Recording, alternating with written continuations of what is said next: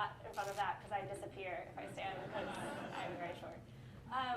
I just want to thank everyone for having me today. I'm going through some really huge personal and professional changes, and having the opportunity to talk about these things here today means so much to me. And frankly, every time I've run through this, I have burst into tears about 5 different times.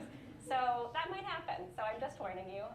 But I'm really thankful to have this safe space today to talk through some things that are really scary, that I don't have answers for, but that I'm trying to just be present for.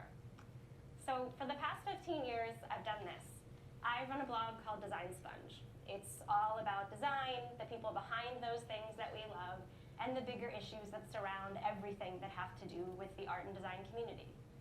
I've had the opportunity to write 2 books, both that are very different from each other, but both about the things that matter most to me, which are creative people and the things that make them tick. I've had the distinct honor of having 2 different radio shows, one here in New York City at Roberta's Pizza inside of a shipping container that was very cold. And now 1 year later, at a much more comfortable location, which is my living room and my home in the Hudson Valley where I live now. Last year, I started a print magazine and another podcast called Good Company because I wanted to continue talking about the things that I love with the people that inspire me. There is nothing that makes me happier than sitting down and talking face to face with people who make things, who aren't scared to take risks, and who have strong opinions about the things that they make.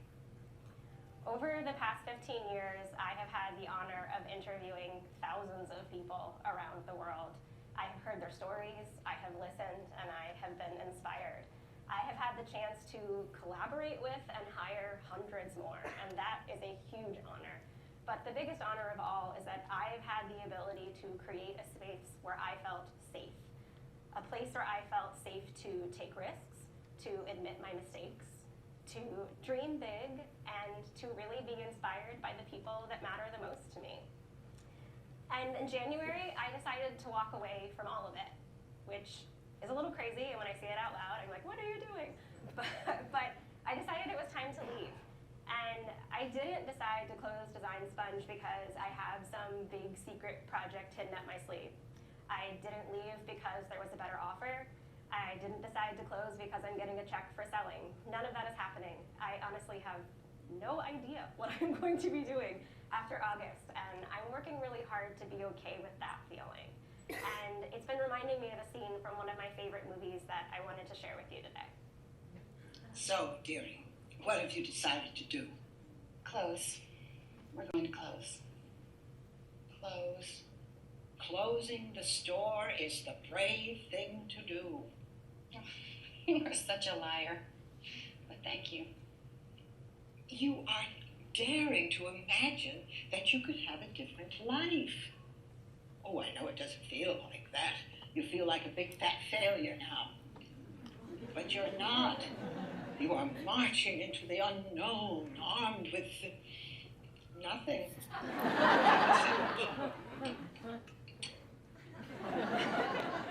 So that's me, marching into the unknown, having no idea what I'm doing, but knowing that it's the right time to make this move. Because frankly, I've changed. I'm not the person I was when I started Design Sponge 15 years ago. I was 23 years old. I had no idea what I was doing when I started Design Sponge, and I will be 38 when we close. I am frankly a different person. I grew up with my website. I got married online. I came out online. I got married again. I went through a divorce. I moved upstate. I left New York City. I got diagnosed with type 1 diabetes and watched my whole life flip upside down over and over again. And I did all of this publicly and openly in front of people. And that is a type of vulnerability that teaches you things that you frankly just can't learn anywhere else. And for that, I'm so thankful. These moments of disconnect, these moments where you feel that you've grown and you've changed, they sometimes become louder than the voice in your head that tells you you should just keep going and keep doing the things that you're supposed to do. And for me, it's always been a struggle to drown out the voice that tells me to keep doing what I think people want me to do. But eventually I realized that these seismic shifts that happened in my life, they changed the things that made me feel safe. And they changed the things that made me happy and that made me feel fulfilled. And when I realized that those things were happening, I knew it was time to go, even if I had no idea where I was going. So in January of this year, I decided that this would be our final year of Design Sponge. But rather than slamming the door shut, which is kind of what I always thought I would do, just announce it and then move on, I decided I wanted to take one last year together. I wanted to have more time with my friends. I wanted time to ask more questions, to write more posts, to take a few more last risks, and to really soak in the time that I had with the community. And it was actually a post that Tavi Gevinson wrote for the closing of Rookie that made me feel safe to take this leap. She said, who would I be if Rookie was not such a big part of my identity? What would it force me to confront about youth, the passing of time, myself, if it were to end? What loss would I feel if it were to just go away? What kind of guilt if it had been my choice? These are the important questions to me, and I think that leaving them as hypotheticals would be a mistake. I knew exactly how she felt when I read that, because sometimes that urge to not leave questions unanswered is stronger than your will to stay. And that's when I knew it was time to make a change. The moment I made that announcement, I want to be honest about the really complicated mix of feelings that happen. I think so often when we talk about work and life and entrepreneurial shifts, we talk about charging into the next chapter with this kind of reckless abandon and bravery, but I don't think that's real. This is how I felt. When I made that announcement, I felt, at first, this rushing sense of relief that I had this secret that I didn't have to hide anymore. And that was a really good feeling. But then it was immediately followed by the crushing fear of, oh my God, have I just made a huge mistake? And then the reality of, I've said this thing publicly, I have to actually do it now. And then it was followed by a quieter voice, one that told me that this was the right thing to do.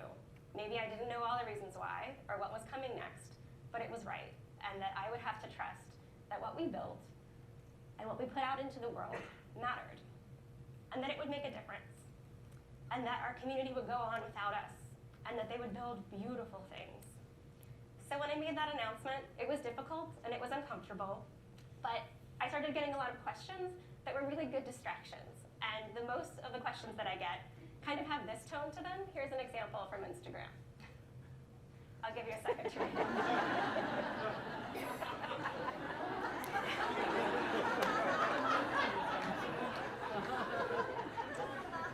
So the vast majority of questions that I get are not exactly like this, but I get this question a lot. And it's been a really, really wonderful distraction from being sad, is getting people who just don't care that you're leaving and want a whole list of things to do instead.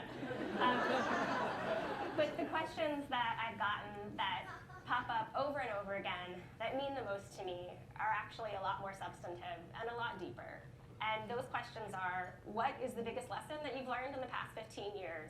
And after it's all said and done, and the blog is closed, what will you remember the most?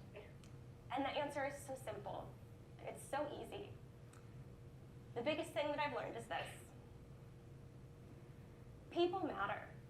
Work matters a whole lot less. And the thing that comes with that I've also learned, I want to really share here today too. Real life matters. What happens on the internet matters a whole lot less. Over the past 15 years, we have published over 20,000 posts at Design Sponge. I have written thousands and thousands of words that I have poured into posts and social media updates and books and magazines and radio scripts. And honestly, I can't remember most of what I've written. But what I can remember are the conversations I've had with people in person, face to face. These are the conversations that stayed with me. These are the conversations who taught me who I am. And most importantly, these are the conversations who taught me who I'm not. And these things wouldn't happen on the internet. They have to happen face to face. So today I want to share two of those conversations with you. The conversations that I think about over and over that stand out to me more than anything else over the past 15 years. These conversations taught me something that relates to today's theme, which is symmetry. These conversations have taught me the importance of sitting with someone face to face, having a conversation, and slowing the heck down to be present with somebody, to take the sort of time and care and create the sort compassion that is required to make a lasting connection. My wife Julia was talking to me earlier this week, and she was like, Grace, it's called Instagram. You can't expect it to be a place where people are slow. It's a place where you're supposed to be fast. And so I thought about it, and I realized I want to move in the other direction. I want to slow down. I want to make time for real connection. The only symmetry that matters to me is not symmetry in design anymore. I don't care if things are balanced. I don't even think balance really exists. I think what does exist is the type of symmetry that matters, where you're sitting across from somebody and you're giving them the time and respect that you really need to make these changes and these meaningful moments happen. The first conversation that I had that meant so much to me and changed me happened in 2012. I was working on a podcast, and I was working on an episode for my show about the importance of diversity in design. And I invited Tina Shoulders, who is a designer based in Brooklyn, to come join me, to tell her story and to talk about her experience. But before we recorded, we met for lunch. And over lunch, she, with more grace and more patience and compassion than frankly I deserved, explained to me why I was a part of the problem, and why if I was going to start talking about these issues, I would have to make changes of my own. She taught me things that I didn't learn online, that I had to sit face to face with the person to understand and own all of the things that were my own behavior. The graciousness that she showed me is epic. She didn't have to share that conversation with me. She didn't have to take any time with me. She didn't have to share a second of her story, but she did. And what she did changed me to my core. It changed the way I work. It changed the way I understand the world and how I live in it. She taught me how to decenter myself from conversations that I have no business being in the front of. She taught me how to be a better listener. And frankly, she taught me to be a listener, period. Because a lot of us bloggers, this would be a good stand-up question, don't know how to listen. We're very, very familiar with the sounds of our own voices, and it's really important to listen and stop. And the most important thing she taught me was when someone gives you the gift of their time and their presence in person, that is a gift you cannot rush. It cannot be made instant. It cannot be digested and spit back onto the internet. It has to live in your heart, and it has to live in person. And I don't know if I would have been the type of person and the type of listener who could have received this next conversation if I hadn't had that experience with her. This next conversation I want to tell you about was actually a series of conversations. And it took place with my friend Georgine. It took place in Georgine's living room in her very small house in Kingston, New York, a few minutes from where we live. I first met Georgine volunteering together in Kingston. We volunteer every Thursday with my wife Julia, and we cook in a small church kitchen for people who are in need in our community. We had been warned very clearly that Georgine did not like new people. She did not like the new volunteers, especially the ones that were younger. And somehow, over time, we won her over. And we became friends. And we became real friends. Like the friends who hold each other accountable. The friends who remember to respect each other even when you're arguing about politics, and when you're arguing about the sort of intergenerational differences that can be really thorny and really uncomfortable, but are important to talk through. And most importantly, Georgine always reminded us that she was the boss. We volunteered together for 2.5 years. And during that time, Georgine had absolutely no idea what I did for a living. And more importantly, she didn't care. She knew what the internet was, but had no interest in understanding what I did, what happened online, or any of that. What mattered to Georgine was who I was as a person. And that fundamentally changed who I was. Georgine didn't need me to achieve anything. She didn't need me to make anything or produce anything. She didn't need me to make it onto some list. She didn't care how many people followed me on the internet. The only thing she cared about was whether or not we showed up for each other. And that's the sort of thing that I learned about myself from her that I never could have learned from the internet. I'm gonna try really hard not to cry at this point. The thing that Georgine taught me and reminded me was that it's really easy to get lost in the sea of approval seeking online, especially on social media. And it's something I've fallen into so many times over the past 15 years. I have fallen into the rut of looking for comments and connections and brand awareness and expansion and better engagement. And every single time I have come up feeling empty on the other side of that equation. And I don't know what I was looking for, but the things that were supposed to make me feel good as a business owner just weren't making me feel good as a person. And it wasn't until I spent time with Georgine and saw her appreciate me and like me for me and not what I made or put out into the world that I felt my real worth as a person. When Julia was away for her book tour this fall, I got to spend more time with Georgine than I anticipated. I would drive over to her house every few days. I'd help her water her plants. We would talk. I would drive her places if she needed to pick up things. We just became friends. We talked about everything. We sat on her couch. I would swat away her super cranky cat named Nemo, and we would talk about all the things that mattered. We talked about pets. We talked about plants. We talked about family, and sometimes we just didn't talk at all. Those were the most important moments of my life, and maybe of the past 15 years. She taught me how to be a good person. And more importantly, she taught me how to show up for people. And none of that would have happened online. It had to happen in person. And I learned that from her. As her health declined, and I visited her in the hospital more times than anyone would wish anyone to be in a hospital, I was reminded of something that made me laugh. Every time I visited Georgine in the hospital, which was a lot, she reminded me exactly how many people had come to visit her, and exactly how many people had come to bring her gifts, pay their respects, and tell her how much they cared. And she told us in no uncertain terms that the things that really matter are that people love you for you, that they will be there when you need them, that they will be there to water your plants, to take care of your cat, and they will show up at the hospital every time just to try to make you laugh.